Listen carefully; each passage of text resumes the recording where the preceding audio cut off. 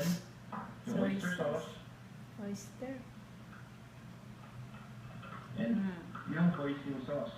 Hoisin. Itong hoisin sauce, Chinese sauce ito.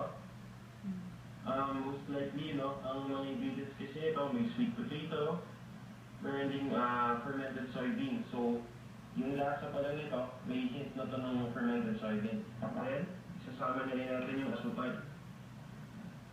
So, ihahalo lang natin lahat-lahat, basically. Sugar. So, basta malagyan na natin yung asukal, ihahalo lang natin ito. Papabayaan lang natin lumambot ito for about 30 to 40 minutes.